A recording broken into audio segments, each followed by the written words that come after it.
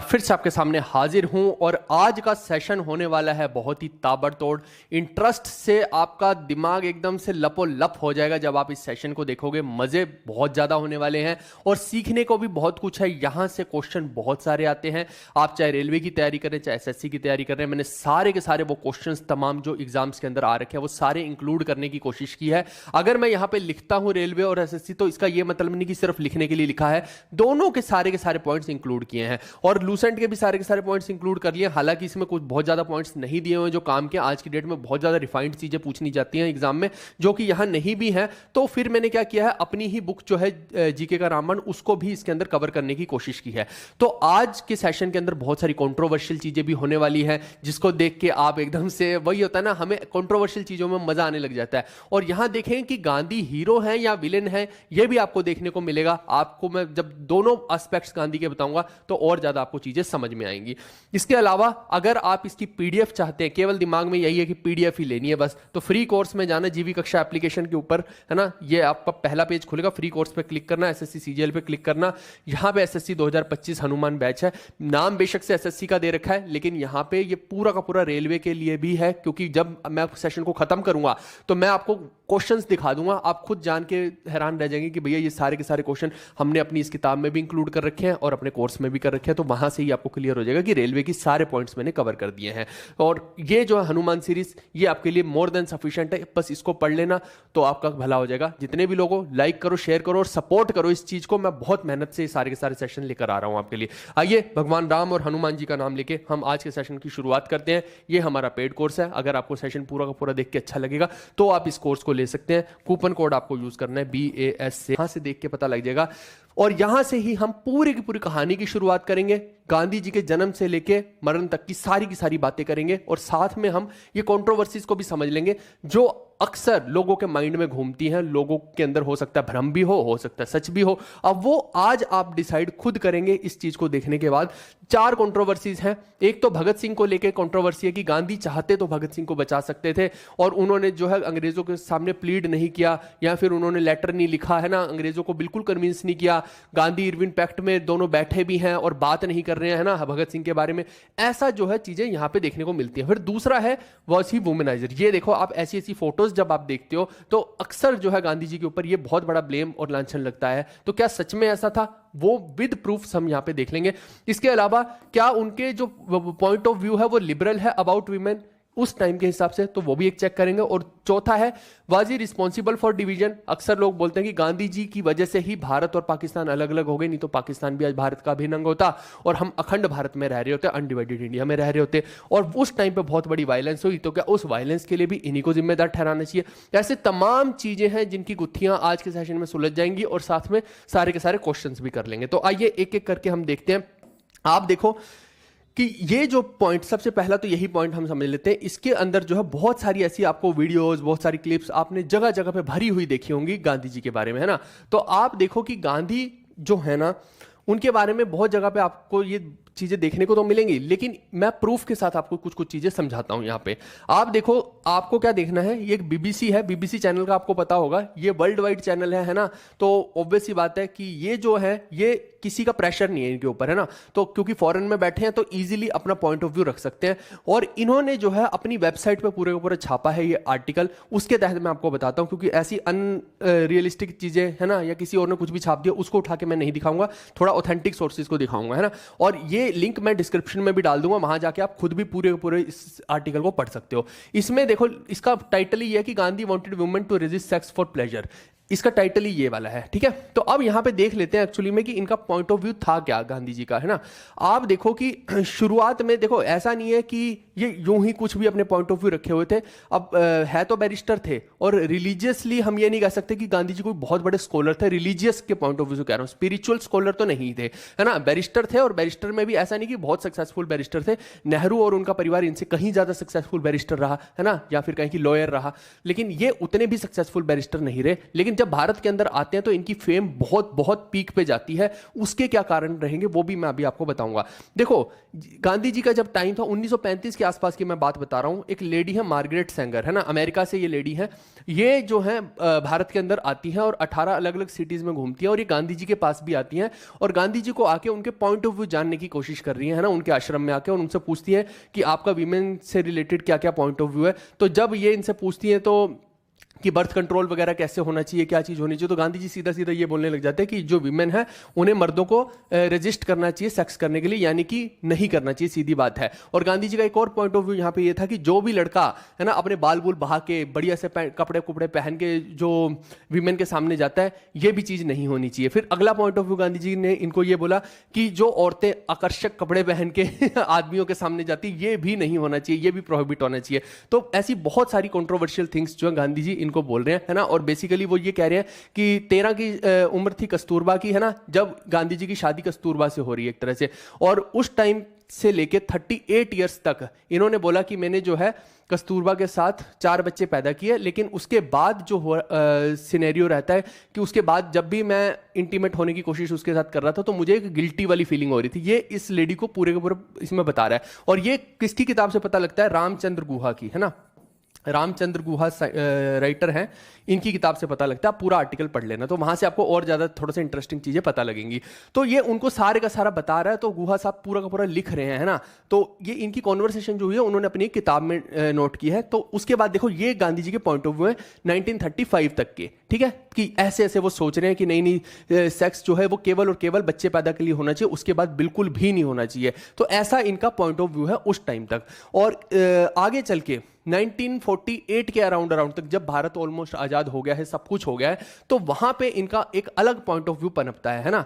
आप देखो यहां पे जरा कि जब डिवीजन होती है इंडिया की, तो वो किस वजह से हो रही है? बंगाल में बहुत ज्यादा दंगे हो रहे हैं ना, मुस्लिम स्पीक पे जा रहे हैं, वो वायलेंस हो रही है पूरी की पूरी। तो गांधी जी कहीं ना कहीं उस टाइम पे खुद को ब्लेम कर रहे हैं कि ये जो सारे का सारा कारण है ना, आपको बड़ी अजीब सी बातें लगेंगी अभी सुन के। तो गांधी जी बोल रहे हैं कि ये सब मेरी वजह से हो रहा है, ये आदमी सब कुछ अपने ही सर पे लेके बैठा हुआ कि नहीं नहीं इसकी वजह से ये सब कुछ हुआ है ना।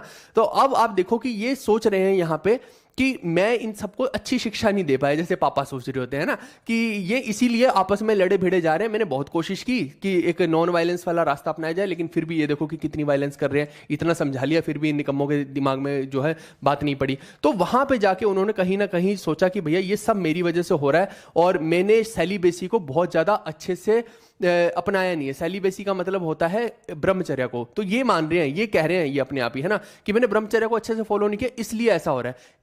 मतलब समझ नहीं आया मेरे को भी कि क्यों ऐसा बोल रहे हैं, क्या सेंस बैठती है। मतलब वो बेसिकली जा रहे हैं कि मैंने खुद को ठीक नहीं किया इसलिए समाज गंदा हो गया, है ना। तो इस वजह से उन्होंने क्या किया, उन्होंने बोला कि अब मैं एक एक्सपेरिमेंट करना चाहता हूं। ये रहा वो एक्सपेरिमेंट, है ना।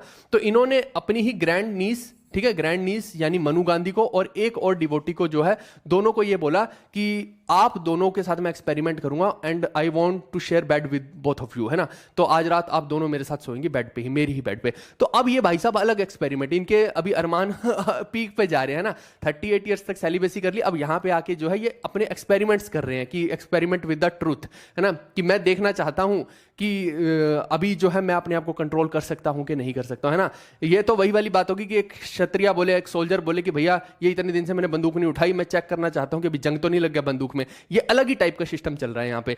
तो इनको बहुत सारे लोगों ने मना किया कि भाई साहब ऐसे वाले एक्सपेरिमेंट मत करो, आपकी इमेज खराब हो जाएगी, सॉइल हो जाएगी, लेकिन ये भाई साहब कर रहे हैं। अब उसके बाद क्या नतीजा निकला अपने को कौन ही पता ना, हमने चेक किया। तो कुल मिला के बात ये है कि ये सारी की सारी जो है इस आर्टिकल में दर्ज है, आप पढ़ सकते हैं आराम से बैठ के, आपको पता लग जाएगा। बट कुल मिला के आप यहां से ये पाएंगे कि जो फाइनली क्रक्स निकलता है कि इनके जो विमेन से रिलेटेड, अब विमेनाइजर का तो आप यहीं से देख लो, है ना, वो बेसिकली वो कह रहे हैं कि मैं तो अपने आप को कंट्रोल में करने के लिए ये सब कर रहा हूं, अब उसको आप कैसे प्रिटेंड करना चाहते हो वो आप देखो, है ना। बेसिकली तो इनकी ग्रैंड नीस वगैरह यही सब है, इनके क्लोज्ड वन ही है जो ये फोटोज आप देखते हैं, इनसे आप ऐसे कुछ भी अंदाजा नहीं लगा सकते कि ये कोई विमेनाइजर है या कुछ ऐसा है, ठीक है। तो ये सब फालतू की चीजें हैं विमेनाइजर वाली तो, बट ये जो चीज है ये आपके सामने है।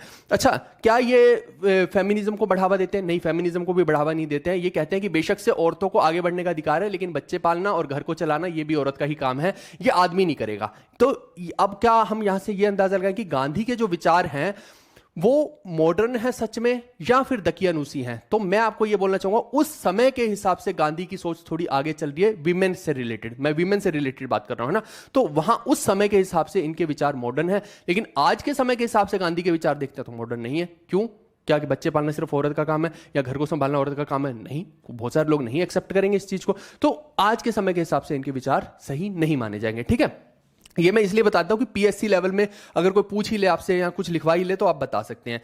और इसके अलावा देखो कि एक चीज और इन्होंने की कि इन्होंने बोला कि जो औरतें बुर्का पहनती हैं, है ना, तो उनको भी बहुत सारी बीमारियां लग सकती हैं, है ना, आप ताजी हवा उनको लेने नहीं दे रहे हो, तो ये भी गलत है। इन्होंने उनके खिलाफ भी ये चीज जरूर बोली। इसके अलावा आप देखिए कि इनके खुले विचार थे औरतों को प्रमोट करने के लिए कि सरोजिनी नायडू जैसी औरतें जो हैं ऊपर बढ़ी। और जब भारत आजाद होता है 1947 में, तो विमेन गवर्नर आपको देखने को मिल रही है, विमेन कैबिनेट मिनिस्टर आपको देखने को मिल रही है ना, वाइस चांसलर एक यूनिवर्सिटी की एक विमेन बन रही है। तो ये सारी की सारी चीजें एक तरह से कह सकते हो कि गांधी ने जो एक प्रोजेक्शन की थी कि हाँ ये चीज होनी चाहिए, वो हमें वहां से देखने को मिलती है, ठीक है। अब आपको आगे अंदाजा लगाना है कि आगे क्या चीज सही थी और क्या चीज गलत थी। बिल्कुल बिल्कुल सारी डिटेल ढूंढ के लाया हूं, आप डिस्क्रिप्शन में लिंक है वहां पे जाके देख लेना उसके लिए, ठीक है। वो मैं लिंक डाल के आपको दे दूंगा, तो आप चेक कर लेना, पूरा पूरा आर्टिकल पढ़ लेना, आपको समझ में आ जाएगा। अब एक और बड़ी कंट्रोवर्सी है भगत सिंह से रिलेटेड। तो ऐसा बोला जाता है कि इरविन और गांधी सामने बैठे हैं, बातचीत कर रहे हैं, लेकिन गांधी जो है अपना कोई भी point of view Bhagat Singh से रिलेटेड यहां पे नहीं रखते हैं। तो इसके बारे में क्या कहना है? और यह बोला जाता है कि मदन मोहन मालवीय ने 1931 में जबकि लिख के भेजा था कि भगत सिंह को जो है फांसी ना दी जाए, है ना, इरविन को लिख रहे हैं, लेकिन गांधी क्यों नहीं लिख रहे हैं? और एक आर्टिकल आपने और फैलता हुआ नजर आया होगा आपको इंटरनेट पे, जिसमें यह लिखा हुआ है कि गांधी और नेहरू बहुत ज्यादा उत्सुक थे कि भगत सिंह को जल्दी से जल्दी फांसी हो जाए। तो क्या वो आर्टिकल सही है या नहीं है? देखो, वो आर्टिकल जो आप देखते हैं ऐसा कोई भी कि जिसमें दिखाया गया है कि गांधी और नेहरू बहुत उत्सुक हैं कि भगत सिंह को फांसी हो जाए, तो वो सही नहीं है। ये भी मैं आपको क्लियरली बता दूं।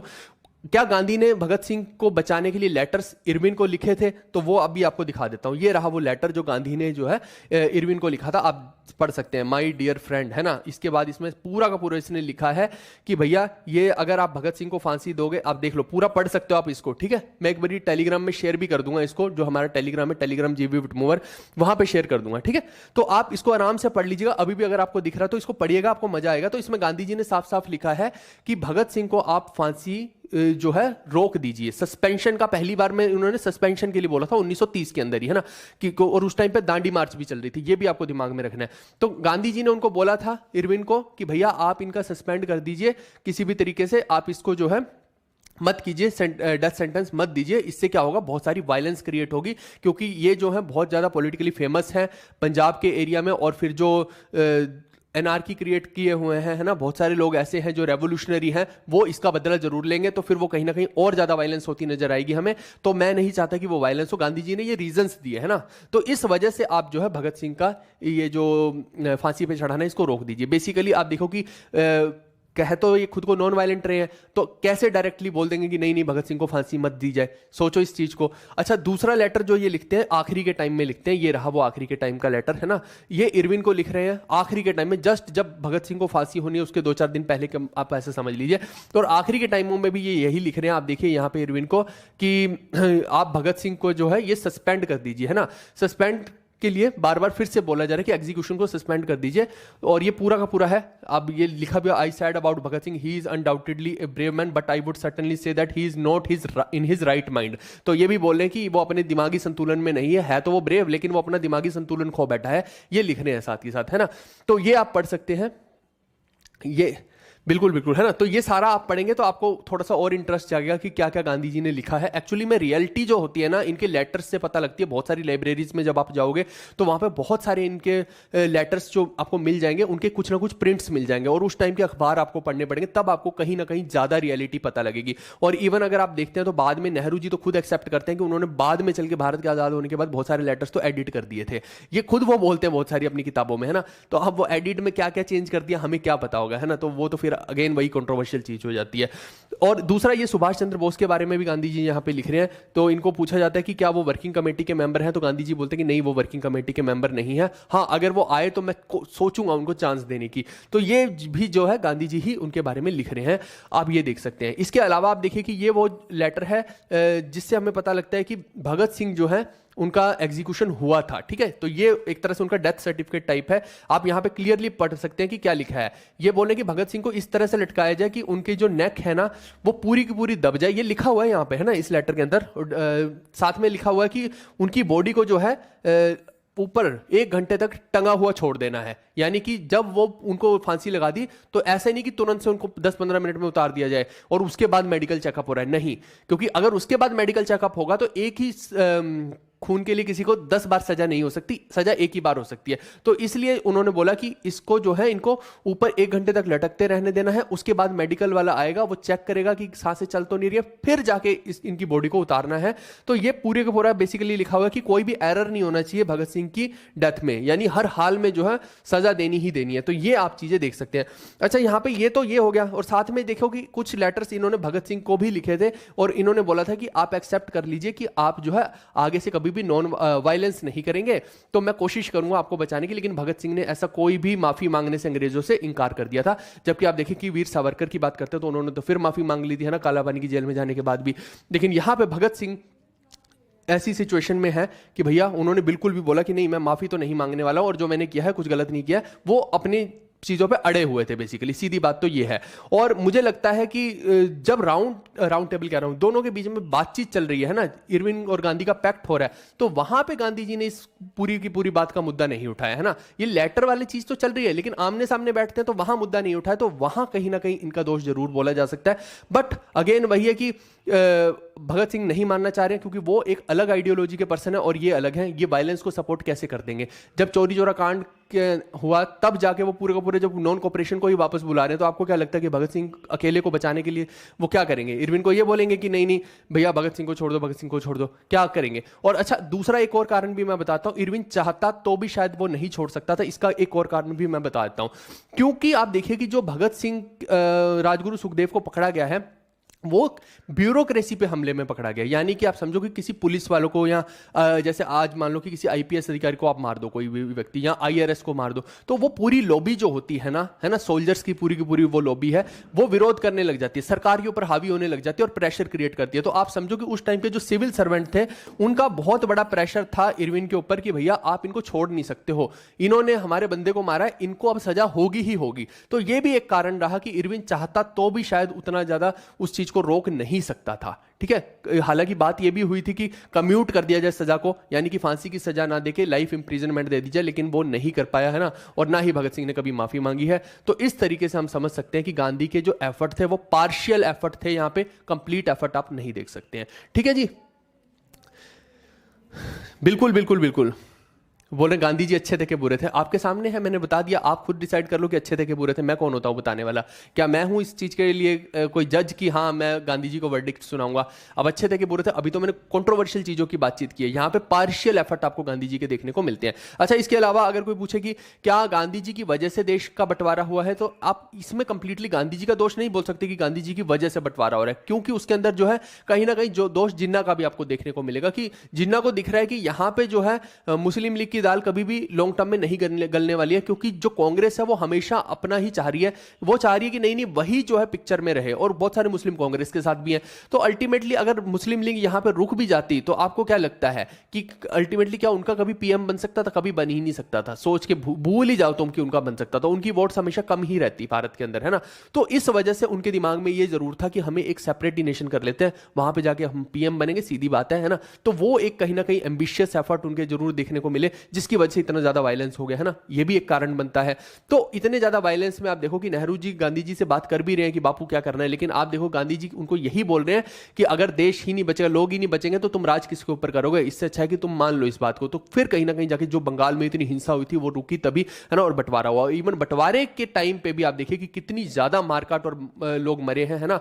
तो उधर जो है आप पाकिस्तान की साइड देखिए कि कोई भी हिंदू था तो कितने मारकाट हुआ, और इधर मुसलमानों के साथ हुई। तो वो उसके लिए भी कोई खास प्रोविजन इन लोगों ने नहीं किए, है ना। इसी वजह से मैंने बोला कि गांधी जी अंत में खुद को ही कोस रहे थे कि ये मेरी वजह से ही सब कुछ हुआ है ना। खुद को ही दोषी करार दे रहे थे कि मेरा ही व्यक्तित्व शायद सही नहीं है, इस वजह से ऐसा हुआ है। कहीं ना कहीं खुद ही एक्सेप्ट भी उस चीज को कर रहे हैं। ठीक है, तो ये आप चीज बोल सकते हैं। चारों कंट्रोवर्सीज का मैंने क्लियर कट आपको उत्तर दे दिया। अब उसको जो भी आप समझना चाहे समझ सकते हैं। आइए अब मैं जो है आपको सेशन पे लेके चलता हूं। बिल्कुल बिल्कुल। तो अब मैं सेशन पे लेके चलता हूं। अब यहां पे देखिए आपकी सबसे पहले इनके फादर की बात करते हैं तो करमचंद गांधी और माता है पुतलीबाई। तो दोनों का बच्चा होता है गांधी, है ना, महात्मा गांधी जिसको आप बोलते हो। मोहनदास इसका असली नाम है, तो मोहनदास करमचंद गांधी आपको बोलना चाहिए। इनकी जो शादी है कस्तूरबा बाई से हो रही है 13 की उम्र में, आप मान लीजिए। और दोनों जो है शादी करने के बाद आप देखो कि 4-4 बच्चों को जन्म देते हैं। मोटा मोटा आप देखिए कि गांधी जी वैसे तो सेक्स के लिए ये बोल रहे हैं कि औरतों को जो है मर्दों को मना कर देना चाहिए सेक्स के लिए, लेकिन यहाँ पे देखो लगभग 12 साल के इंटरवल पे ये 4 बच्चों को पैदा कर रहे हैं, है ना। इवन जो पहला बच्चा होता है वो जिंदा नहीं बच पाता गांधी जी का, और ऐसा बोला जाता है कि कस्तूरबा बाई उसके सदमे में थी। ये कैसी बात हुई भाई, उसके बाद 4-4 हो भी तो गए, तो इतना कौन सा सदमा लग गया, ये भी बड़ी वियर्ड सी बात बोली जाती है ऐसी इनके बारे में। चलो जो भी है, एनीवेज, बट यहां पे आप देखिए कि 4-4 लौंडे पैदा हो गए। अब इनमें से एक खास व्यक्ति है जिसका नाम है देवदास गांधी, है ना। तो देवदास गांधी के बारे में क्यों इंपॉर्टेंट है जानना, क्योंकि ये जो है ना, इनको प्यार हो गया था सी राजगोपालाचारी की डॉटर से, ठीक है। तो यानी कि इनकी जो बेटी है 15 साल की उम्र में ये लौंडे प्यार कर रहे हैं ना, तो इनको इन्होंने बोला कि भैया मैं शादी करना चाहता हूं। तो उन्होंने बोला कि ऐसा करो तनिक 5 साल इंतजार करो, अभी तुम नाबालिग हो, थोड़े से जब बालिग हो जाओगे तब तुम्हारी शादी कराएंगे। हालांकि बाल विवाह चलता था तब, लेकिन नहीं उन्होंने करने दिया। तो कुल मिला के जब थोड़े मैच्योर हो गए तब जो है इनकी बेटी के साथ देवदास गांधी की शादी हो गई थी। तो ये आपको ध्यान रखना है कि अल्टीमेटली सी राजगोपालाचारी बेसिकली गांधी के क्या है, समधी हैं, समधी टाइप, है ना, समझ गए। इन्हीं को ही राजा जी भी बोलते हैं। एंड ये कौन से गवर्नर जनरल हैं, इंडिपेंडेंट इंडिया तो नहीं कह सकते, डोमिनियन ऑफ इंडिया के पहले गवर्नर जनरल हैं जो इंडियन है, ठीक है। तो ये वही व्यक्ति हैं। जी जी जी चलो अब मैं थोड़े थोड़े से चीजें यहां पे बताता हूं गांधी की पूरी टाइमलाइन के बारे में। 1869 से 1948 के 1869 अच्छा उनका बर्थ के बाद लिख दिया टीम वालों ने, ठीक है। 1869 से 1948 के बारे में हम बात करेंगे। और वैसे तो कायदे से जो है वो भारत में 1915 में आ रहे, तो मेन इवेंट्स हम 1915 के देखेंगे, बट कोई बात नहीं, मैं पूरा ही बता देता हूं। फुल नेम इनका है मोहनदास करमचंद गांधी, कोई पूछ ले तो। और पैदा कब हो रहे हैं 1869 में, तो इनका जो है 2 अक्टूबर 1869 को पोरबंदर गुजरात के अंदर जो है इनका जन्म होता है, ठीक है। गुजराती हैं, के करे है, ठीक है। फिर एडॉप्टेड सन आप देखिए इनका कौन है, जमुनालाल बजाज है। 4 तो थे भाई, एक और एडॉप्ट कर लिया, ये अलग ही भावुक इंसान है, भरे बड़े अंदर से सब लोग। चलो मैरिज इनकी जो है 1888 के अंदर कस्तूरबा गांधी से होती है, ये आप ध्यान रखिएगा। और इनके पॉलिटिकल गुरु जो है वो जीके गोखले साहब है ना, गोपाल कृष्ण गोखले, जो इनको अल्टीमेटली इनविटेशन देते हैं कि आप साउथ अफ्रीका से भारत के अंदर आइए और यहां पे सर्व कीजिए, ये आप ध्यान रखिएगा। और इनके मेंटोर भी हैं, और यही गोपाल कृष्ण गोखले जो हैं मोहम्मद अली जिन्ना के मेंटोर भी हैं। आप देखिए कमाल की चीज। और जिन्ना शुरू में कांग्रेस की ही सपोर्ट में थे, बाद में चल के जब दूसरों ने उनको बताया, दिमाग में घुसाया कि भैया तुम वहां कहां घूम रहे हो, वहां तुम्हारी दाल निकलने वाली, तब जाके वो जो है मुस्लिम लीग में शामिल हुए हैं। And he is called the real founder of Muslim league, ठीक है भाई।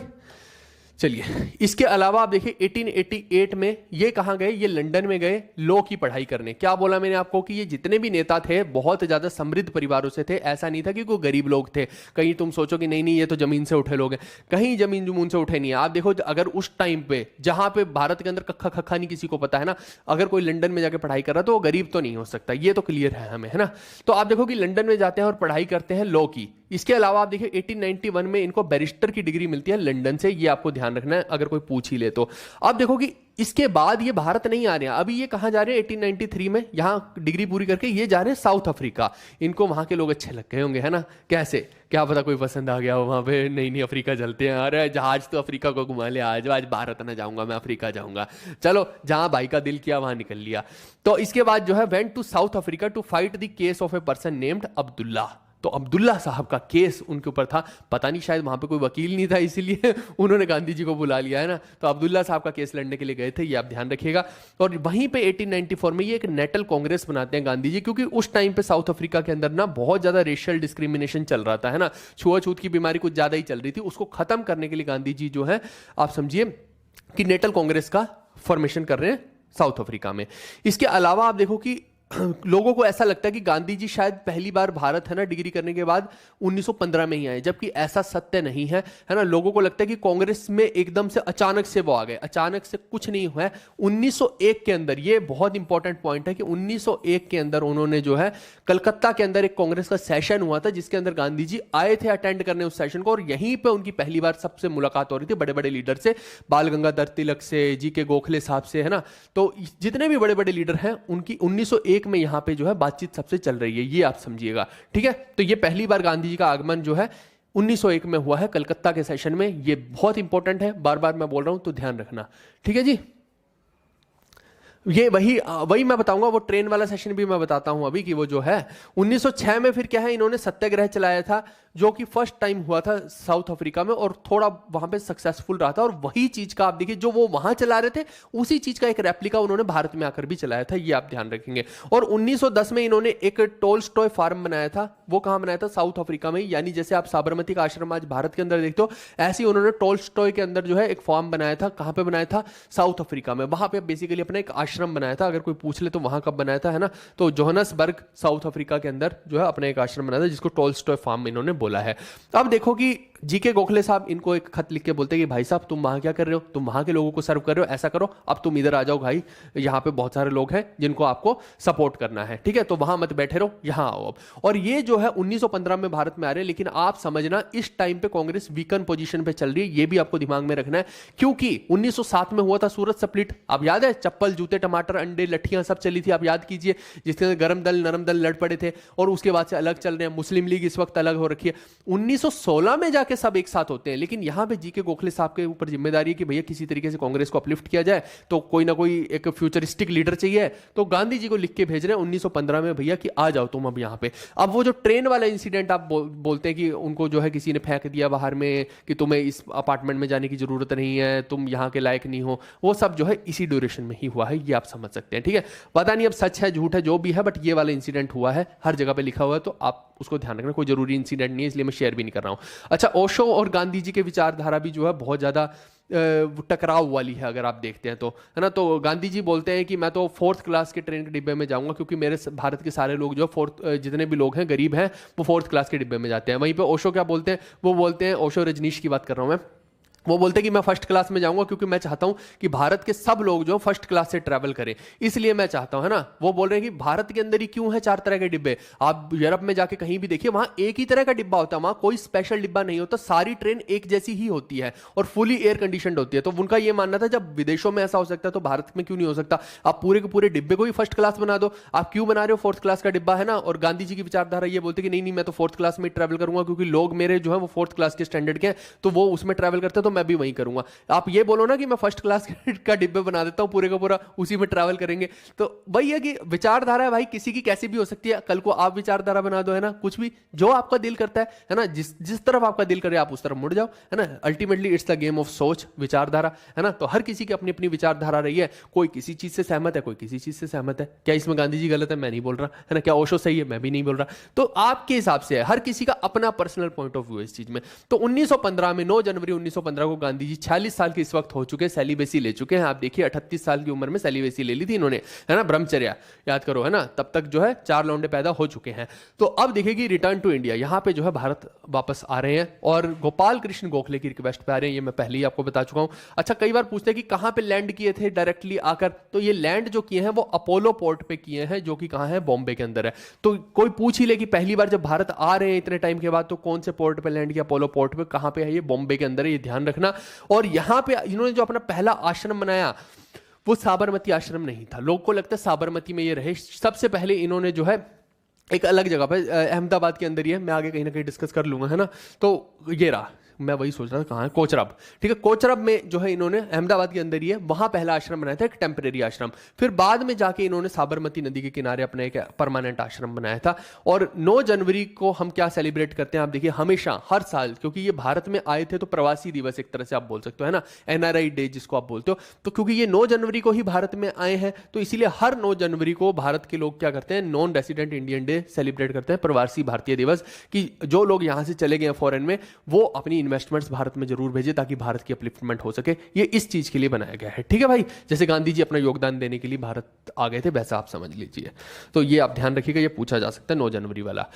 इसके बाद देखो 1915 में कैसरे हिंद जो है गांधी जी को कौन देता है, ब्रिटिशर्स देते हैं। जब वो यहां भारत में आते हैं तो ब्रिटिशर उनको कैसरे हिंद दे रहे हैं। और कौन सा उस टाइम पे वाइसरॉय है, यहां पे हार्डिंग 2 है, ठीक है। और ये किस लिए दे रहा है, क्योंकि जो बोर वॉर हुआ था, एक बहुत ज्यादा डिटेल में जानने की जरूरत नहीं है, तो बस इतना ध्यान रखना कि बोर वॉर में जो है गांधी जी ने हेल्प की थी अंग्रेजों की, है ना, यानी यहाँ से ही शुरू हो रखा है सब पूरा मामला यहीं पे सेट है। और ये बोर वार कब हुआ था? 1899 से 1902 में। तो यहाँ पे उन्होंने हेल्प की थी अंग्रेजों की, इसलिए जो अंग्रेजों ने उनको कैसरे हिंद दे दिया था जब वो भारत में आए।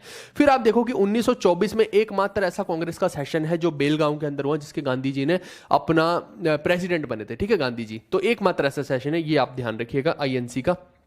इसके अलावा अब टाइम आता 1923 का। 1923 में गांधी जी क्या एस्टेब्लिश करते हैं? All India khadi association. आप देखो कि उन्होंने हमेशा अपने तन पे कभी भी ज्यादा कपड़े नहीं पहने, चरखा कत्ते थे, और खुद जो है स्वदेशी को प्रमोट करते थे, खुद भी नए नए कपड़े बनाते थे और वही अपने सब बंदों को देते थे और खुद भी वही पहनते थे, ठीक है। तो खादी और धोती कुर्ता, अपने जो ट्रेडिशनल ड्रेस है वही गांधी पहनना पसंद करते थे, ठीक है जी। धन्यवाद भाई, धन्यवाद, कह रहे हैं यू आर द बेस्ट। बिल्कुल बिल्कुल, ठीक है। तो आप देखो, शेयर कर दो बस, सब लोग शेयर करो इस सेशन को, ठीक है।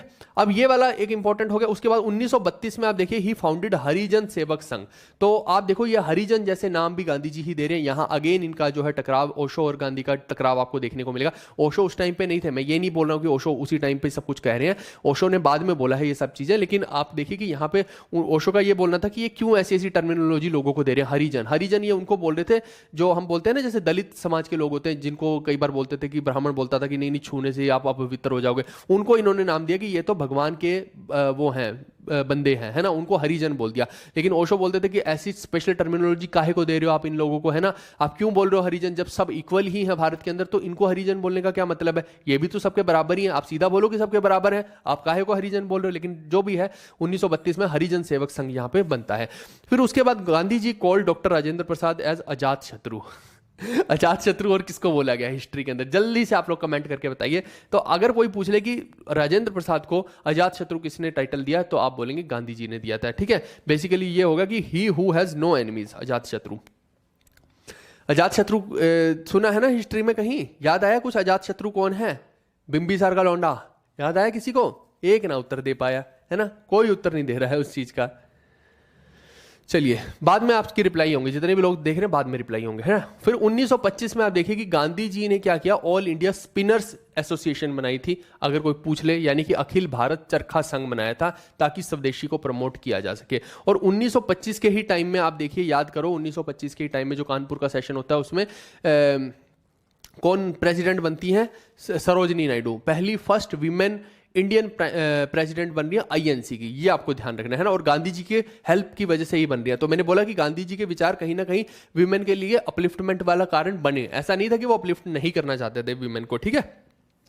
इसके बाद Gandhi ji gave the title of Bharat Kokila, यानी नाइटिंगेल, किसको टाइटल दिया? इन्हीं को दिया, सरोजनी नायडू को। और आप कह सकते हैं कि ये फर्स्ट वुमेन भी बनी जो गवर्नर बनी इंडिया के अंदर, उत्तर प्रदेश की। जब भारत आजाद होता है तो उत्तर प्रदेश की गवर्नर इनको बनाया जाता है। और ये गांधी जी की एक सोच का ही कारण था कि विमेन यहां पे अपलिफ्ट हुई है थोड़ी सी, ठीक है।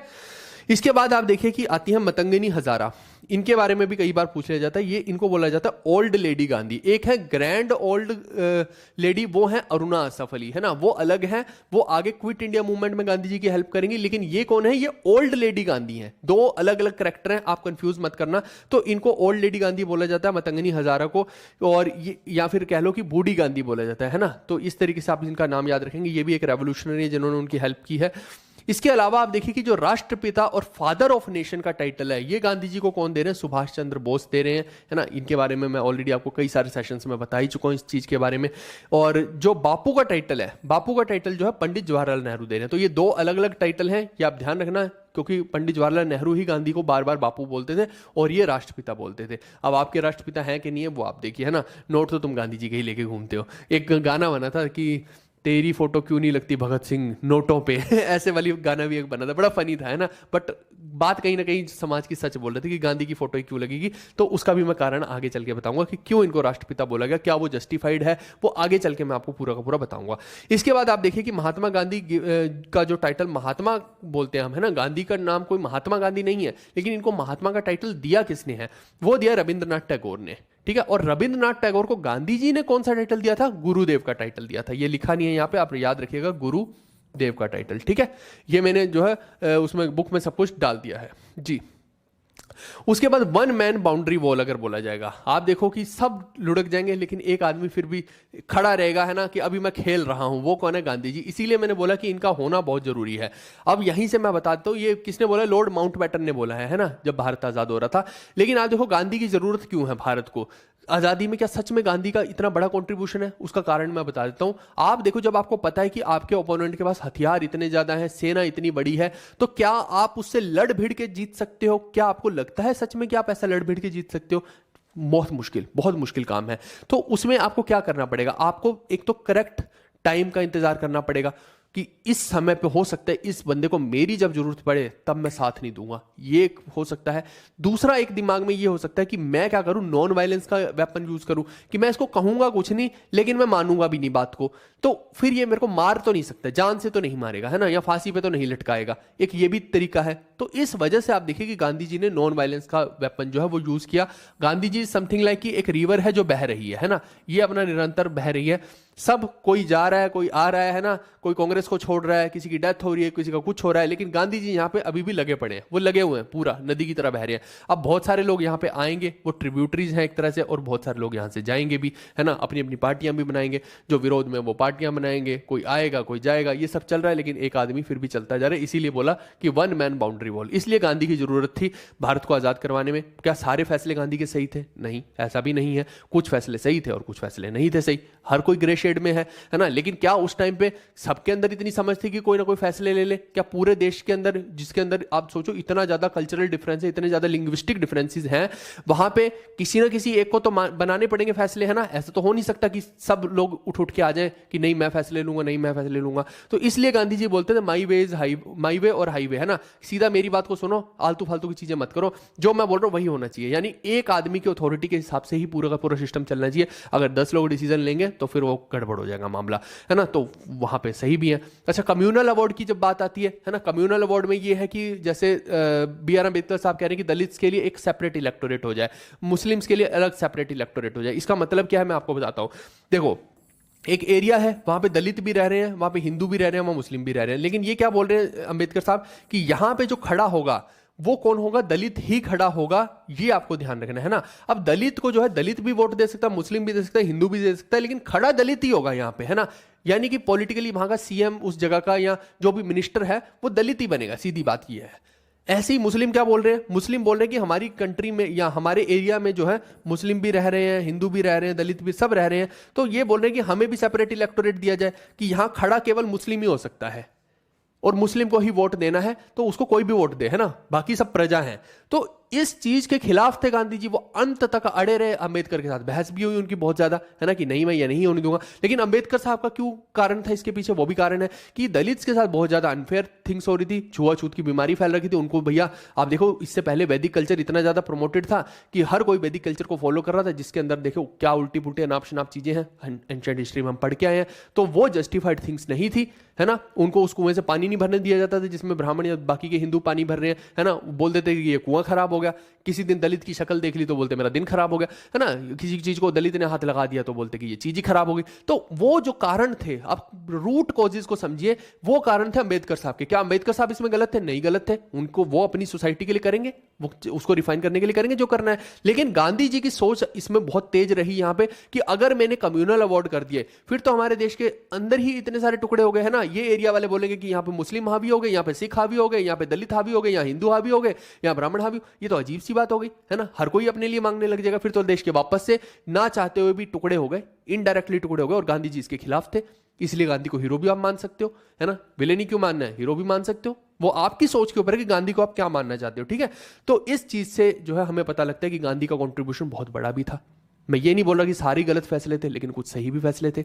तो यही चीज मैंने बोला, नॉन कॉपरेशन मूवमेंट जहां पे एक अपने आप में माइलस्टोन क्रिएट हुआ, वहीं पे आगे चल के क्विट इंडिया मूवमेंट कोई खास थी नहीं। लेकिन फिर भी इस आदमी ने, आप देखिए कि कितना ज्यादा ये जेल में रहा, आपने वो भी तो टाइम देखा, है ना। आज आपको बोल दिया जाए कि 4 दिन जेल में काट लीजिए, मच्छर काट देंगे, है ना, पिछवाड़ा सुझा देंगे, नहीं रह पाओगे। लेकिन वहीं पे ये आदमी फिर भी बहुत लंबे समय तक जेल में रहा है। सारा जीवन इसने इस तरह से कच्चे बनियान में, बनियान भी नहीं थी, है ना, सीधा धोती में ही गुजार दिया। ये अपने आप में एक बहुत बड़ी चीज है, ठीक है। अच्छा, इनको मलंग बाबा किसने टाइटल दिया? खान बहादुर गफ्फार खान ने जो है इनको मलंग बाबा का टाइटल दिया है। और खान बहादुर खान जो है खुदाई खिदमतगार मूवमेंट चलाते थे, ठीक है। ये आपको ध्यान रखना है। और ये आप कह सकते हैं कि कुछ लोगों ने बोला कि मलंग बाबा का टाइटल कबालीज जो है नॉर्थ वेस्ट फ्रंटियर के उन्होंने भी दिया, तो आप ये समझ सकते हैं। इसके बाद देखिए फेमस बुक्स जो है गांधी की, India of my dreams, word of Gandhi, non violent resistance, ये सब इनकी फेमस बुक्स हैं। ऐसे ही आप देखिए 1922 में इन्होंने अपनी एक ऑटोबायोग्राफी लिखी, माई एक्सपेरिमेंट विद ट्रूथ, जो मैंने आपको बताया भी, जिसके अंदर वो जो मैंने बताया था ना कि अपनी ग्रैंड नीस वगैरह वाला, वो सब इसमें भी दर्ज आपको देखने को मिल जाएगा।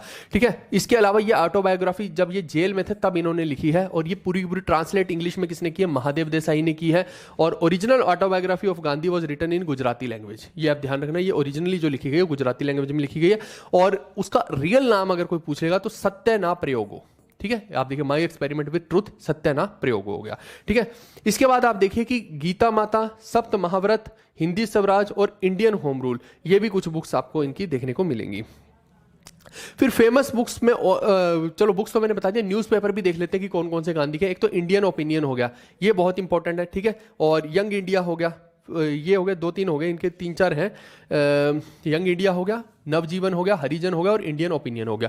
अब कई बार पेपर में पूछ लिया जाता है कि इनमें से बताओ कौन सा न्यूज़पेपर वो साउथ अफ्रीका में चलाते थे, तो ये जो इंडियन ओपिनियन है, नाम से ही आपको पता लग जाएगा, है ना, तो इंडियन ओपिनियन जो है वो साउथ अफ्रीका में चलाते थे, ये ध्यान रखना है ना।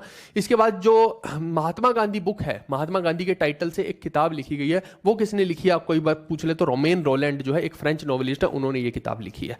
ठीक है भाई। अच्छा, गांधी जी एक चीज बोलते थे, इनकी 2-3 फेमस कोटेशन है, ये सारी मैंने किताब में तो दर्ज की हैं, आप भी पढ़ लीजिए। बोलते थे live as if you were die tomorrow. आजकल आपने योलो का कल्चर सुना होगा, है ना, यू लिव वंस, कुछ ऐसे करके, तो एक बार जीना है, सब कर डालो, ये योलो कल्चर बोलता है ना। कोई भविष्य की चिंता नहीं है, आज जो भी है उसको फूंक दो तुम और मजे लूट लो, जितने भी लूट सकते हो। हिडोनिस्ट लोग हैं ये, है ना, योलो कल्चर। तो ये गांधी जी भी यही बोल रहे हैं कि live as if you were die tomorrow, आज ही जी लो जितना जीना है। लेकिन इसकी सोच योलो वाली नहीं है, ये मैं आपको बता रहा हूं। ठीक है, ये अलग सोच है, डीप मीनिंग है। फिर साथ में ये क्या बोलते हैं, learn as if you were to live forever, सीखो इस हिसाब से कि तुम्हें हमेशा काम आए, है ना, तुम्हें हमेशा रहना है, जिंदा रहोगे, इस हिसाब से चीजों को सीखो। तो बहुत बढ़िया चीज, बहुत बढ़िया कोटेशन है। Be the change you wish to see in the world. आप देखिए कि वो खुद बोलते हैं कि आप अपने अंदर उस चेंज को करो जो आप दुनिया में देखना चाहते हो। यही शायद कारण रहा कि गांधी ने अंत में जो यही बोला कि ये इतनी सारी मैं वायलेंस अपने सामने देख रहा हूं, शायद मेरे अंदर ही कमी रह गई, मैं इन सबको सुधार रहा था लेकिन ये सुधरे नहीं, है ना, तो शायद वो कमी मेरे अंदर ही रह गई। वो अपने अंदर वो कमियां ढूंढ रहे थे जो उनको बाहर दिखाई दे रही थी समाज में, कि शायद मैं नहीं उतना अच्छा कर पाया परफॉर्म, तो जो भी है। ठीक है, उसके आगे 1917 में जो है चंपारण सत्याग्रह होता है। जो फर्स्ट मूवमेंट है गांधी जी की, वो 1917 में ही होती है, जब वो भारत के अंदर आते हैं। ठीक है, तो अब मैं उनकी मूवमेंट्स की बात कर रहा हूं, जितनी भी इंपॉर्टेंट मूवमेंट है गांधी की, है ना। 1 सेकंड मेरे को दीजिए बस, जितने भी लोगों, 1 सेकंड दीजिए। ठीक है,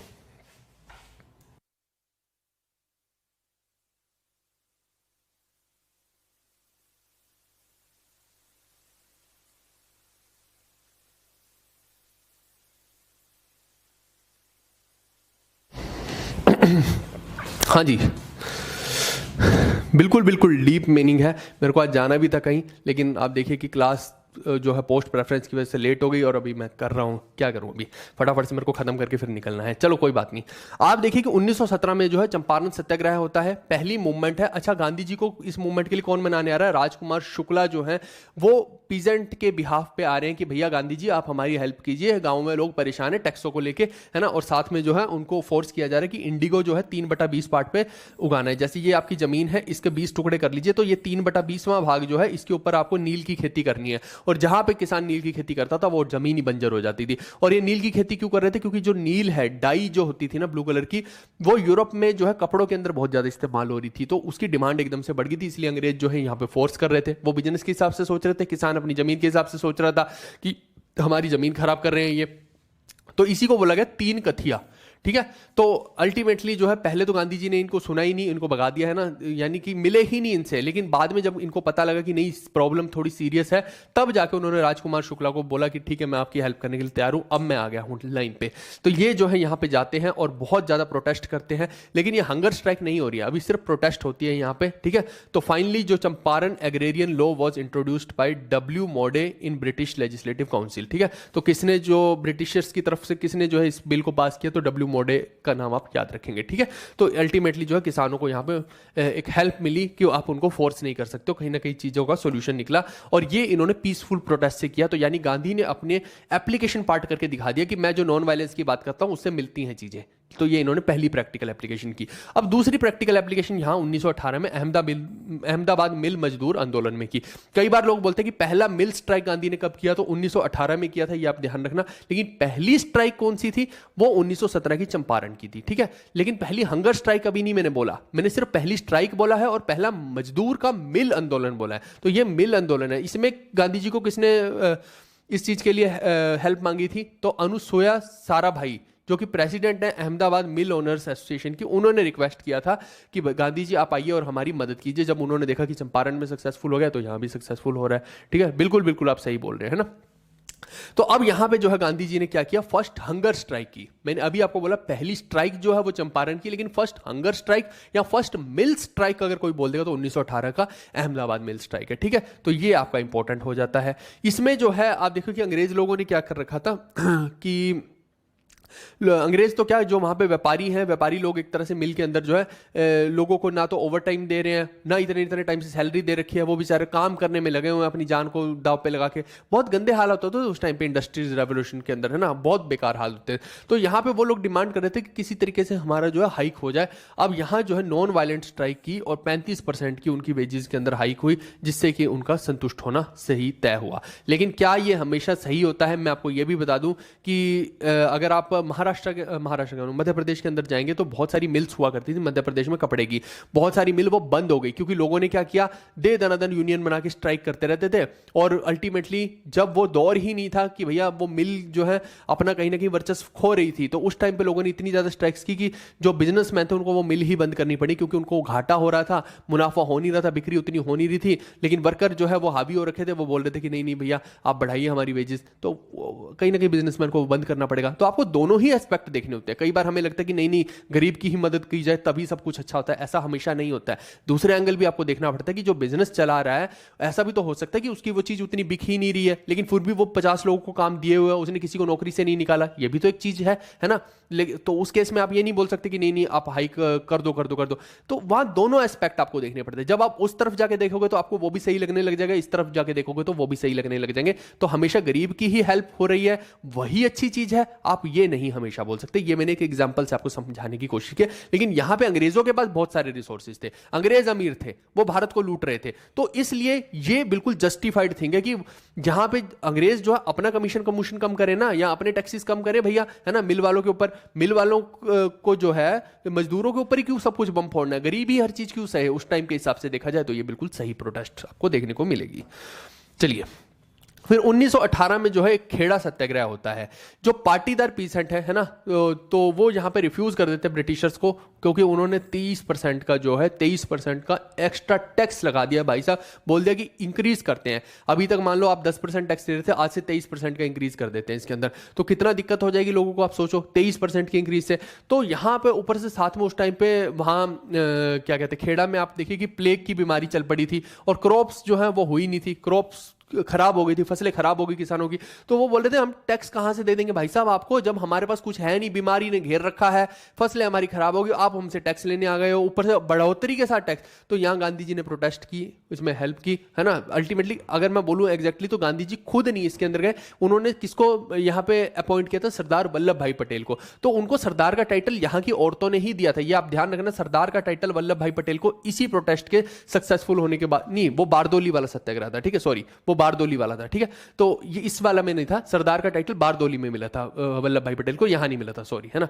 तो आप देखिए कि यहां पे वल्लभ भाई पटेल जो है वो गांधी जी की गाइडेंस के थ्रू जो है उन्होंने पूरे के पूरे प्रोटेस्ट को चलाया था। जो बारदोली वाला सत्याग्रह है वहां पे उनको जो है सरदार का टाइटल मिला था, ये ध्यान रखिएगा आप, ठीक है। तो it was the first non cooperation movement आप कह सकते हैं, जिसमें कि अथॉरिटीज को चैलेंज किया गया था और कहीं ना कहीं एक मिडिल का रास्ता निकाला गया था। ऐसा नहीं था कि टैक्सेस माफ कर दिए गए, बट काफी हद तक कम कर दिए गए थे, ये आप इसको समझ सकते हैं।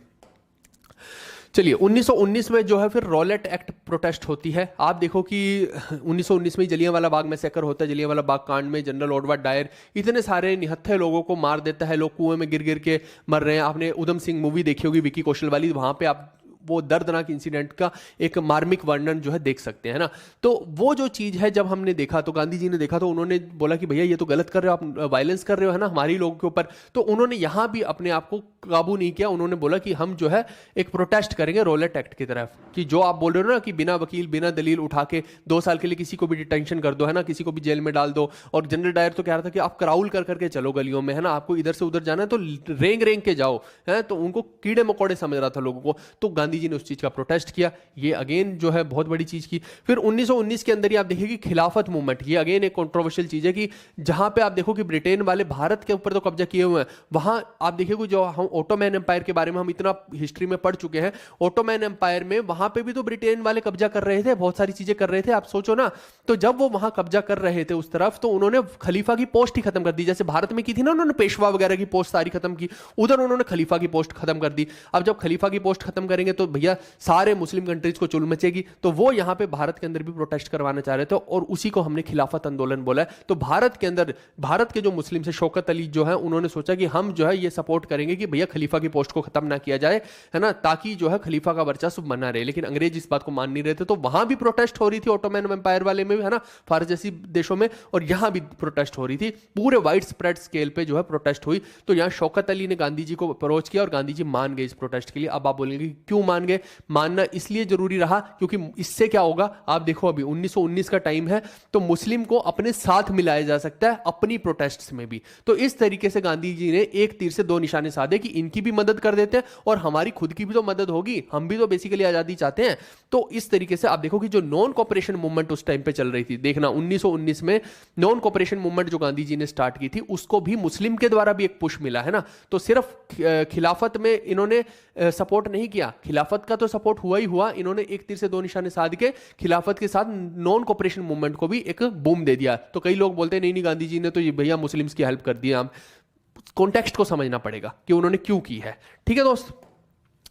फिर 1920 से 22 में नॉन कोऑपरेशन मूवमेंट जो है अपनी चरम सीमा पे पहुंचती है, ये हमने देखा है ना। और 1920 में जब तिलक साहब की डेथ होती है तो वहां पे गांधी जी उनको कंट्रीब्यूशन देने के लिए है ना एक और जो है इमोशंस लोगों के अराइज करते हैं। और मैंने क्या बोला, यहाँ पे इवेंट ही कुछ इस तरीके के हुए कि एक तो खिलाफत के आंदोलन में हेल्प कर दी गांधी जी ने, दूसरा तिलक साहब की डेथ होती है, तो लोग एकदम चरम सीमा पे ब्रिटिशर्स के खिलाफ। तो इस वजह से गांधी की ये जो मूवमेंट है बहुत बहुत वाइड स्प्रेड स्केल पे आग की तरह फैल गई थी है ना, लोग गुस्साए हुए हैं। और ऐसे में ही आप देखिए कि ये तो ऑडवर्ड डायर वगैरह वाला जलियांवाला बाग के कारण एक और ऐसा इंसिडेंट हो गया। मैंने बोला ना 3-4 इंसिडेंट ऐसे हुए हिस्ट्री में जिसकी वजह से ये गांधी जी को मास स्केल पे इसमें स्प्रेड मिला है ना। और साथ में भगत सिंह जो है वो तो अभी सीख ही रहे हैं लाला लाजपत राय के अंडर, आप ये समझ सकते हैं, ठीक है। तो वो भी एक यंग जो है नौजवान सभा का उन्होंने फॉर्मेशन किया था भगत सिंह ने है ना, तो वो भी जोरों शोरों से यहाँ पे लगे हुए हैं। और अल्टीमेटली हम देख रहे हैं सीख तो क्या रहे हैं, वो लगे ही हुए हैं ना यहाँ पे पूरे का पूरा। फिर 1922 में क्या होता है, चोरी चोरा इंसिडेंट होता है। आप समझो कि ये मैं पूरी टाइमलाइन में समझा दूंगा, अभी के लिए बस इतना समझ लो कि चोरी चोरा इंसिडेंट में कुछ लोगों ने वायलेंस की और जो पुलिस स्टेशन थे ना ब्रिटिशर्स वाले, उनको वहां पे बहुत सारे पुलिस कर्मियों को जो है जिंदा जला दिया था, पुलिस स्टेशन को बाहर से बंद करके आग लगा दी थी। वो क्यों लगाई थी वो एक मेन टाइमलाइन में समझ लेंगे। तो इस वजह से गांधी जी ने ये जो नॉन कोऑपरेशन मूवमेंट है इसको वापस ले लिया था, जिसकी वजह से पूरा देश गांधी जी से नाराज हो गया था। जितना यूथ गांधी जी के साथ जुड़ा था ना सब टूटने फूटने लग गया। वो बोलते कि ये तो बहुत गलत किया, हम तो इतने जोरों शोरों से प्रोटेस्ट कर रहे थे और ये इन्होंने वापस मंगवा ली प्रोटेस्ट, ये गलत किया है ना। तो सब ये इस चीज को जस्टिफाई कर रहे थे कि अच्छा हुआ अंग्रेजों को मार दिया, ये भी तो हमारे भारतीयों को मारते हैं। तो इस तरीके से बट गांधी जी वायलेंस को सपोर्ट नहीं कर सकते, उल्टा जेल में भी डाला गया, गांधी जी के ऊपर ही ठिकरा फोड़ा गया कि तुम्हारी वजह से ये वायलेंस हुई है। तो ये भी एक फैक्टर हमें समझना पड़ेगा कि जो इंसान को उसी के ऊपर ठिकरा फोड़ दिया जाए। देखो बाहर से बैठे लोग का बोलना बहुत आसान है, लेकिन जिसको जेल में डाला जाएगा, जिसके ऊपर ट्रायल चलेंगे, उसको समझ के चलना पड़ेगा कि नहीं नहीं ये लॉन्ग टर्म की प्रोटेस्ट के लिए सही चीज नहीं है। तो उस हिसाब से गांधी जी ने अपना डिसीजन लिया।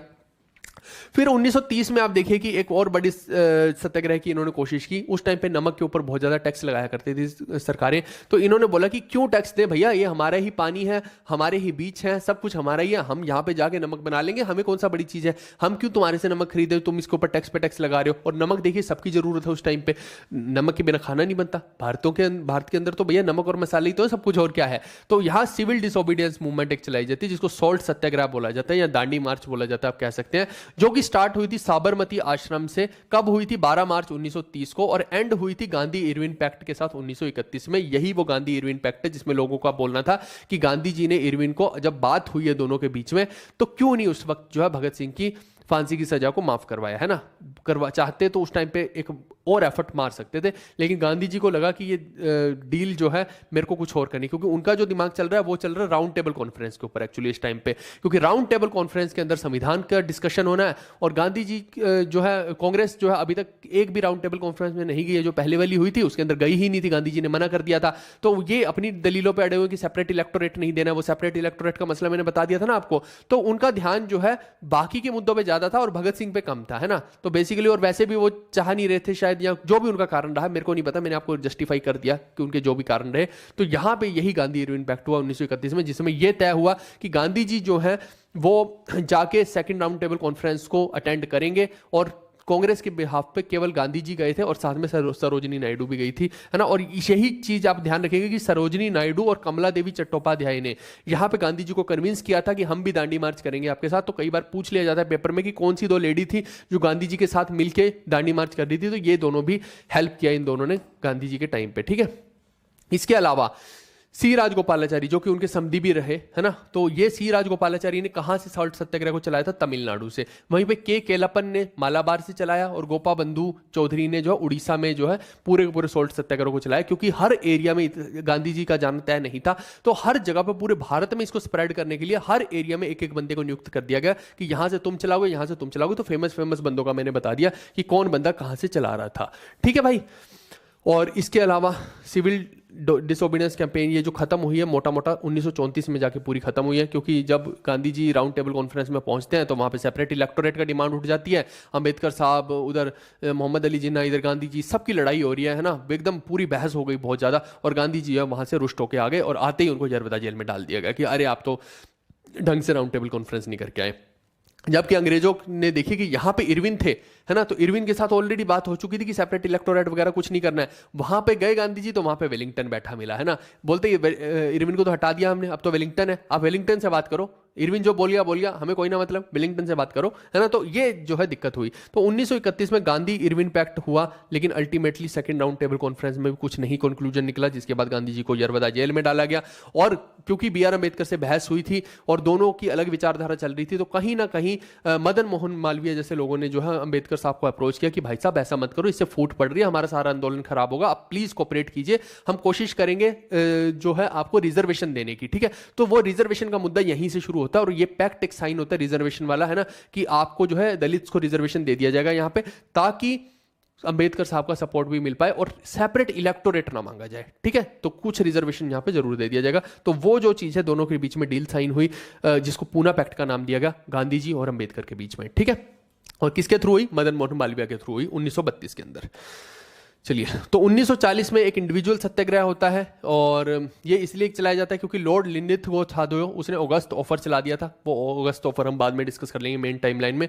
और आचार्य विनोबा भावे जो थे वो फर्स्ट इंडिविजुअल सत्याग्रही यहाँ पे बने और उसके बाद जवाहरलाल नेहरू ने भी इसको सपोर्ट किया और ब्रह्मदत्त ने भी इसको सपोर्ट किया, ये आप बोल सकते हैं।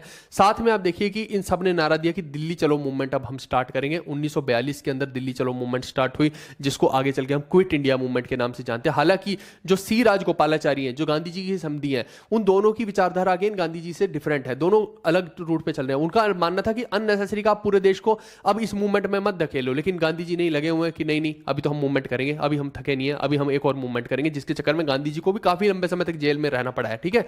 ये भी आप ध्यान रखना। इसके बाद आप देखिए कि गांधी जी का जो स्लोगन है उन्होंने यहां पे दिया था डू और डाई, करो या मरो वाला स्लोगन दिया था। और ये क्विट इंडिया मूवमेंट के अंदर एक ग्रैंड ओल्ड लेडी थी जिन्होंने गांधी जी की हेल्प की थी, ये पेपर में कई बार क्वेश्चन आ चुका, उनका नाम था अरुणा आसफ अली, ठीक है। इनको ग्रैंड ओल्ड लेडी बोलते थे। और यहां पे जो है इंडियन नेशनल फ्लैग जो है फहराया गया था, कहां पे? ग्वालियर टैंक मैदान पे, बॉम्बे के अंदर। ये मैंने पिछले वाले लेक्चर में भी आप लोग को बताया था, ठीक है भाई। इसके बाद ये पूरे प्रोटेस्ट के अंदर हो तो पीसफुल रही है, लेकिन यहां पे केवल एक ही बंदा था जिसको मौत की सजा सुनाई गई है, या फिर जिसको कहें कि हैंग किया गया, कुशाल कुंवर को। एकमात्र ऐसा भारतीय जो यहां पे शहीद हुआ है, ये आप ध्यान रखेंगे, ठीक है भाई।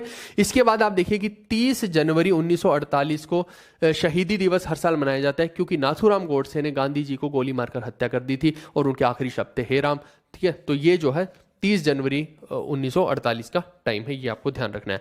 जो गांधी जी का मेमोरियल है, यानी कि अल्टीमेटली उनका समाधि स्थल जो है वो क्या है? राजघाट है ना। और ये कंप्लीटली गांधी जी को ही डेडिकेटेड है। कहाँ बनाया गया? दिल्ली में बनाया गया है, यमुना नदी के लेफ्ट बैंक के ऊपर जो है ये बनाया गया है। इसके अलावा जो लाल बहादुर शास्त्री का है वो कहाँ है, वो विजय घाट है, ठीक है। ये राजघाट गांधी जी का हो गया और विजय घाट लाल बहादुर शास्त्री का हो गया। और ये कमाल की बात है कि दोनों का ही जन्मदिन जो है 2 अक्टूबर को ही पड़ता है, ठीक है, तो ये भी आप ध्यान रखेंगे।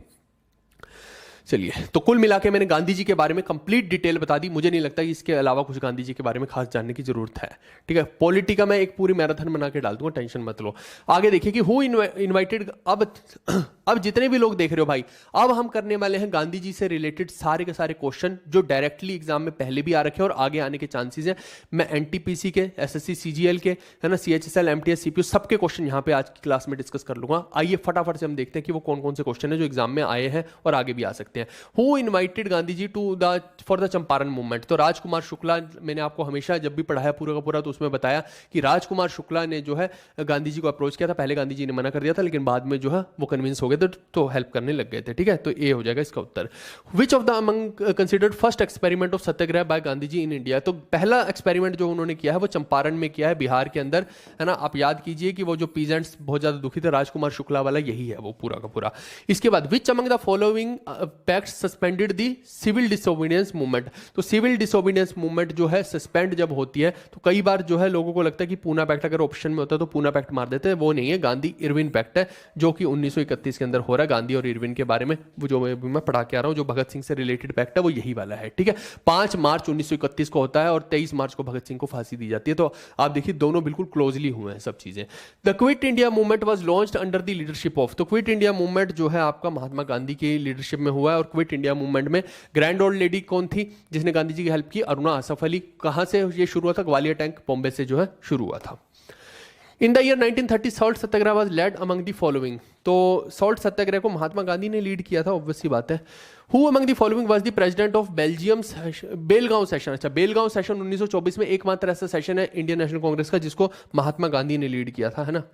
इन protest against act did Mahatma Gandhi ask people to demonstrate non violent protest for a day on 6 April 1919। तो भाई साहब ये जो है आपका रॉयलेट एक्ट हो जाएगा, है ना। 1919 में 2 ही चीजें इंपॉर्टेंट है, एक रॉयलेट एक्ट है ना, बिना दलील बिना वकील वाला, और इसके अलावा जो है जलियांवाला बाग। तो यही 2 चीजें इंपॉर्टेंट है 1919 की, तो ये हो जाएगा, ठीक है। उसके बाद विच of the following ashram Mahatma which was not founded by Gandhi. अच्छा, तो इसमें गांधी जी ने कौन सा आश्रम जो है नहीं बनाया है? टोल्स्टॉय का तो मैंने बता दिया, साबरमती का भी बता दिया, एक सेवाग्राम भी याद रखना गांधी जी ने बनवाया है, ये नहीं बनवाया, ठीक है। पावानार का इन्होंने नहीं बनवाया है। At which place did Mahatma Gandhi break the salt law in the year 1930। तो गांधी जी ने जो है दांडी मार्च की थी, तो दांडी में ही सॉल्ट लॉ ब्रेक किया था ना भाई। Who gave the slogan do और डाई। तो महात्मा गांधी ने करो और मरो का आंदोलन स्टार्ट किया था। आप देखिए क्विट इंडिया मूवमेंट में यही तो दिया था अल्टीमेटली फाइनल कील। In which year did Mahatma Gandhi return to India from South Africa. तो साउथ अफ्रीका से भारत में कब आए थे? तो 1915 में दोस्त आए थे, मैंने बताया था आपको। किसके कहने पे आए थे? जीके गोखले के कहने पे आए थे, ठीक है। तो पीछे अभी जो मैंने बताया ये रेलवे के क्वेश्चन गांधी से रिलेटेड थे। अब फटाफट से एसएससी के क्वेश्चन देख लेते हैं। In which year was the Gandhi Irwin pact signed. 1931 में हुआ था दोस्त, ये तो बताया है मैंने। Who among the following was the president of Belgaum session. तो बेलगांव के तो गांधी जी हैं। आप देखो लगभग सेम से ही क्वेश्चन है रेलवे में और एसएससी में। इवन रेलवे के तो बहुत हल्के क्वेश्चन है, एसएससी के तो फिर अच्छे क्वेश्चन मेरे को दिखाई देते हैं। रेलवे के तो क्वेश्चन का लेवल ही कुछ भी नहीं है ना। ये लेटेस्ट क्वेश्चन है एसएससी के भी जो मैं बता रहा हूं। In which of the following cities did Mahatma Gandhi lead the peasant movement against the imposed indigo cultivation. तो 3 कठिया याद है आपको, 3/20 वाला इंडिगो वाला, तो ये कहां पे है? आपका चंपारण में है, ठीक है दोस्तों। In which of the following place did Mahatma Gandhi along with other Indians establish Natal Congress. South Africa में भाई साहब। और साउथ अफ्रीका में न्यूज़पेपर कौन सा चलाया था? इंडियन ओपिनियन, ठीक है। आगे in the second round table conference Mahatma Gandhi represented which of the following parties. तो इंडियन नेशनल कांग्रेस के एकमात्र रिप्रेजेंटेटिव ये गए थे, और साथ में कौन गई थी? लेडी के रिप्रेजेंटेटिव के तौर पर सरोजनी नायडू, ठीक है भाई। Who was the viceroy of India when Mahatma Gandhi started Dandi march. तो ऑब्वियस ही बात है गांधी इरविन पैक्ट से आपको याद रखना है सारा का सारा। भगत सिंह की फांसी का टाइम यही है ना। तो ऑब्वियस सी बात है इरविन की बात हो रही है, C. Which among the following is considered as the first experiment of satyagraha by Gandhi ji. तो पहली बार जो एक्सपेरिमेंट किया गया वो चंपारण में किया गया है, राजकुमार शुक्ला वाला। उन्होंने तो बोला था गांधी जी को करने को। The birthday of dash is celebrated as international day of non violence. एक प्रवासी दिवस जो होता है वो अलग है, वो है कि जब गांधी जी भारत में आए थे 1915 में, है ना। तो वो जो है वो अलग चीज है, और ये जो है ये नॉन वायलेंस डे है, दो अलग अलग चीजें, दोनों को कंफ्यूज मत करना। तो महात्मा गांधी जी के जो बर्थडे है उसको नॉन वायलेंस डे के तौर पे इंटरनेशनल डे मनाया जाता है, ये आप ध्यान रखना। Which of the following leaders had gone to Lucknow to invite Mahatma Gandhi to see the plight of peasants in Champaran? तो ये राजकुमार शुक्ला गए थे भाई चंपारण के लिए। तो which of the following agreement led Mahatma Gandhi to attend the second round table conference? तो ऑब्वियसली बात है, गांधी इरविन पैक्ट हुआ था, तभी तो गांधी रेडी हुए थे कि अब मैं सेकंड राउंड टेबल कॉन्फ्रेंस में जाऊंगा, और वहां पे जाके फिर जो है अंबेडकर साहब से बहस हुई है, उसके बाद पूना पैक्ट हुआ, वही तो है ये। Who among the following signed a pact with Irwin on 5 मार्च 1931? देखो 23 मार्च को भगत सिंह की फांसी और 5 मार्च को ये हो रहा है, तो इसीलिए गांधी जी को दोष दिया जाता है, ये वो है पूरा का पूरा। तो महात्मा गांधी ने जो है इनके साथ साइन किया है pact. Which of the following pact suspended the civil disobedience movement? Gandhi Irwin pact के बाद ही तो सिविल डिसोबीडियंस मूवमेंट हटी है। 1930 में मूवमेंट चल रही है, 1931 में पैक्ट साइन हो रहा है, तभी तो गांधी जी हटा रहे हैं इस मूवमेंट को, नहीं तो ये मूवमेंट चलती ही रहेगी। The quit India movement was launched under the leadership of? Quit India movement Gandhi ji की अंडर ही हुई है, और क्या है। Swachh Bharat mission was launched on the birth anniversary of which of the following freedom fighter? देखो एक तो नॉन वायलेंस डे हो गया, दूसरा स्वच्छ भारत मिशन को भी 2 अक्टूबर को ही मनाया जाता है, ये आप ध्यान रखना, गांधी जी की ही जो है एनिवर्सरी, बर्थ एनिवर्सरी पे मनाया जाता है। इन the year 1930 salt Satyagraha was led by who? तो सॉल्ट सत्याग्रह को महात्मा गांधी ने लीड किया। भाई इसमें क्या सोचने की बात है, ये तो वही आ गया ना, ठीक है, महात्मा गांधी हो गया। चलिए, कुल मिला के अगर आपको आज का सेशन अच्छा लगा है और आप चाहते हैं कि पेड कोर्स में जाना, तो पेड कोर्स में और बहुत ज़्यादा चीज़ें मैं डिटेल में पढ़ाता हूं, बहुत सारे सब्जेक्ट ऑलरेडी हम कवर कर चुके हैं। तो आप जीके का रामबाण 2.0 बैच ले सकते हैं, जो प्री प्लस मेंस दोनों को कवर करेगा। एसएससी ही नहीं, रेलवे के लिए भी ये मोर देन सफिशिएंट है, इससे बाहर कुछ नहीं आने वाला। सारी की सारी वीडियोस, पीडीएफ्स, मॉक टेस्ट, 7000 से ज़्यादा एमसीक्यू, स्टैटिक, करंट अफेयर, और इसके अंदर साथ के साथ हमने एक टेक्स्ट बुक की तरह ही टेस्ट पास है, जो सभी एग्जाम्स का टेस्ट पास है, रेलवे का, एसएससी का, आरआरबी का, है ना, या फिर आप कोई रीजनल एग्जाम देते हैं उसका, वो सारे का सारा टेस्ट पास भी एकदम फ्री ऑफ कॉस्ट साथ में ही इनबिल्ट मिलता है। इसके अलावा हर टॉपिक के टॉपिक वाइज एमसीक्यू भी आपको देखने को मिलेंगे, जो मॉक टेस्ट की फॉर्म में, वो अलग से मिल रहे हैं। तो पूरा का पूरा एक वन स्टॉप सोल्यूशन हमने बता दिया है। अगर आप इसको लेना चाहते हैं तो आप एक कूपन कोड यूज कर सकते हैं, BASANT, यहां से आप इस पूरे के पूरे कोर्स को अवेल कर सकते हैं। ठीक है दोस्तों, चलिए अब मैं फटाफट से आप लोग के लिए कर लेता हूं। सूर्य प्रकाश व्हाट्सएप कर दो 7009754930 पे। कोई स्कैम वगैरह कुछ नहीं है, अननेसेसरी की बातें करोगे तो ब्लॉक हो जाओगे, है ना। कुछ स्कैम स्कूम वाली बात नहीं है यहाँ पे, जो हो रहा है एकदम सही कायदे से करेक्ट चीज कर रहे हैं, कोई गलत चीज हम करते ही नहीं है, ठीक है। तो तुम्हें ऐसा लगता है कि पता नहीं कौन सा स्कैम हमने कर दिया, हम नीरव मोदी की तरह भाग जाएंगे, कोई स्कैम स्कूम नहीं है यहाँ पे, सब कुछ ठीक चल रहा है, ठीक है। कोई एक आध बच्चे की किताब नहीं आई तो इसका ये मतलब नहीं कि स्कैम हो गया, बहुत सारे हजारों बच्चों की दे दी है। अब बताओ मेरे को 10-20 हजार किताबें हमने तुरंत से दे दी, अब उसमें से 50-100 बच्चों की कंप्लेंट आ रही है, तो इसका ये मतलब होगा कि मैं स्कैम करने लग गया? अजीब सी बात करते हैं, ठीक है। व्हाट्सएप कर दो, आपकी दिक्कत सोल्व हो जाएगी, और टाइम देना पड़ेगा, ये नहीं होता कि तुरंत मैं रातों रात आपकी दिक्कत को सोल्व कर दूँ, 2-4 दिन लगेंगे। थैंक यू भाई, थैंक यू। बहुत सारे लोगों ने बोला कि मजा आ गया कंटेंट को लेके, धन्यवाद आप लोगों का। आपको समझ आ गया वो गांधी जी हीरो हैं, विलेन हैं, जो आप समझना चाहिए समझिए, लेकिन मैंने बहुत डिटेल में आपको एनालिसिस करके बता दिया है। इतनी डीप एनालिसिस में यूजुअली कोई बताता नहीं है रेलवे एसएससी के बच्चे को, लेकिन फिर भी मैंने आपको बता दिया कि मैंने कहा आपको हक है जानने का सब चीजें, तो मैंने आपको बताया है। Love you all, love you too, है ना।